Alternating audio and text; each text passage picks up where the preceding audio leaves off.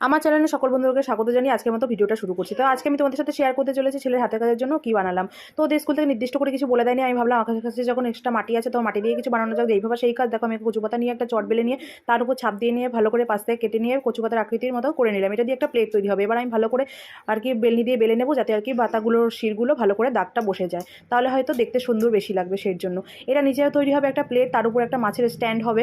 স্ট্যান্ডের মধ্যে 3টে ছিদ্র থাকবে, তার মধ্যে 3টে ধূপ তোমরা ধরাতে পারবে। আর নিচে প্লেটটা দেওয়ার একটাই কারণ, সেটা হচ্ছে গিয়ে ছাইগুলো বাইরে পড়বে না, ভেতরেই পড়বে। তোমরা ইচ্ছে করলে পরে সেটা ঝেড়ে নিতে পারবে। তো দেখো মাছটা মোটামুটি আমার রেডি, চোখটাও দিয়ে নিচ্ছি। তো এটা কি মাছ তৈরি হয়েছে, আমেরিকান রুই হয়েছে নাকি সিলভার কাপ হয়েছে তোমরা অবশ্যই জানিও, আমি কিন্তু বুঝতে পারছি না। তো দেখো পাশ দিয়ে এবার আমি কি কানকোর সাইডে একটা যে দাগ থাকে সেটাও দিয়ে নিচ্ছি।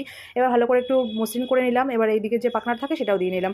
তো আমার মসৃণ করা মোটামুটি কমপ্লিট। এবার কিন্তু পাকনার উপরে যে শিরগুলো থাকে সেটা দিয়ে দেবো, আর আঁশগুলো যেগুলো হয় গায়ে সেগুলো দিয়ে দেবো। তো মোটামুটি আমার মাছটা আর কি প্রায় কমপ্লিটের দিকে চলে গেছে। এটা আর কি মোটামুটি রেডি করে একটা পজিশনে এনে একটু রোদে শুকোতে দেবো। ফাইনাল লুকটা কেমন আসে অবশ্যই তোমাদেরকে নেক্সট ভিডিওতে দেখাবো। এই অবধি আপাতত কেমন হলো তোমরা অবশ্যই জানিও আমার এই ধূপদানিটা। তো আজকের মতো বাই, সবাই ভালো থেকো, দেখাবে নেক্সট ভিডিওতে। টাটা।